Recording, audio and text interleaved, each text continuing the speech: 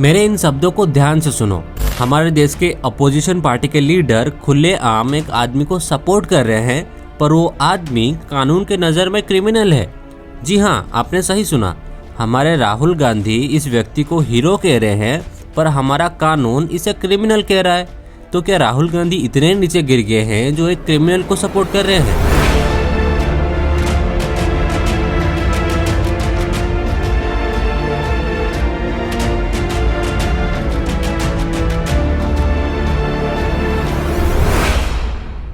मोहम्मद दीपक है भाई, मोहम्मद दीपक है। आई थिंक अब तक आपको हमारे मोहम्मद दीपक जी के बारे में पता चल ही गया होगा। फिर भी अगर किसी को नहीं पता तो मैं एक बार शॉर्ट में इस इंसिडेंट के बारे में बता देता हूँ। तो उत्तराखंड में एक जगह है कोटद्वार। वहाँ पर पिछले 30 साल से एक कपड़े का दुकान है जिसका नाम है बाबा स्कूल ड्रेसेस, और इस दुकान के ओनर एक मुस्लिम है। तो 26 जनवरी के दिन कुछ बजरंग दल के लोग उस दुकान में जाके 70 साल के वकील अहमद, जो कि उस दुकान के मालिक हैं, उन्हें ये कहते हैं कि आप मुस्लिम हैं तो आप अपने दुकान का नाम बाबा नहीं रख सकते, इसलिए अपने दुकान का नाम बदलिए। और जब उनके बीच में ये बहसबाजी चल रही थी, तभी वहाँ पर 46 साल के दीपक कुमार आते हैं, जिनका पास में ही एक जिम है।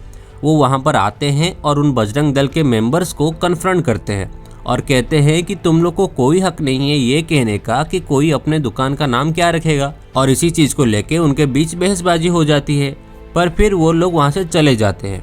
पर उस दिन जो कुछ भी हुआ वो सब कैमरा में रिकॉर्ड हो गया था, और ये वीडियो सोशल मीडिया पे वायरल होने लगे, और लोगों को उन वीडियोस में साफ साफ दिख रहा था कि बजरंग दल वालों की गलती है और दीपक कुमार एकदम सही है। As a result Bajrang Dal वालों से अपनी ऑनलाइन बेइज्जती सही नहीं गई, और उन लोगों ने 28 और 31 जनवरी को वापस आके उस दुकान के सामने और दीपक के जिम के सामने प्रोटेस्ट करने लगे।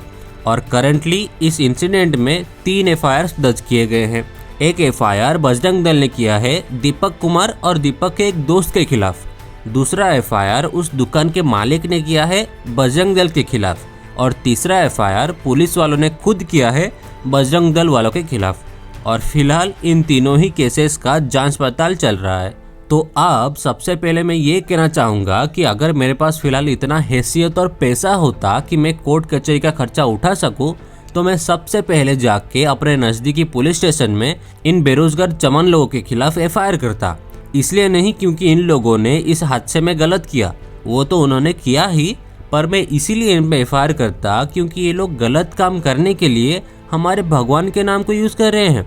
मतलब एकदम चौड़ में आके कुछ भी कर देते हैं ये कह के कि हम बजरंग दल से हैं। अरे तुम चमन लोग कुछ भी करो, किसी से लड़ाई करो, किसी को मारो पीटो, जो करना है करो, पर हमारे भगवान के नाम का तो इस्तेमाल मत करो।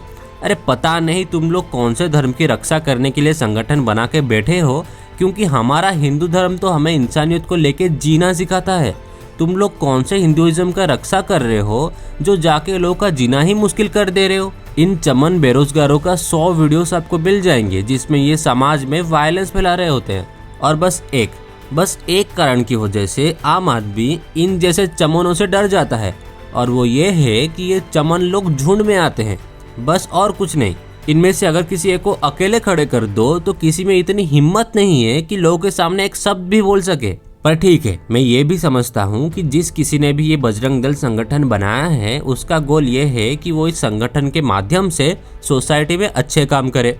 तो मैं उन बजरंग दल के लीडर से कहना चाहूँगा कि प्लीज़ ऐसे चमन लोगों को अपने संगठन से निकाल दो, क्योंकि ये चमन लोग बस आपके संगठन का नहीं बल्कि हमारे बजरंग बली जी के नाम को भी खराब कर रहे हैं। पर अगर आपका पूरा का पूरा संगठन ही ऐसे चमन लोगों ने बनाया है, फिर तो मुझे यही कहना पड़ेगा कि आपका संगठन हिंदू धर्म को बचाने के बजाय हिंदू धर्म के नाम को खराब कर रही है। और अगर ऐसा नहीं है तो प्लीज़ अपने संगठन से ऐसे चमन बेरोजगार लोगों को निकालिए, क्योंकि अगर ऐसा ही चलता रहा तो हिंदुओं के साथ भी वही होगा जो मुस्लिम लोगों के साथ हो रहा है।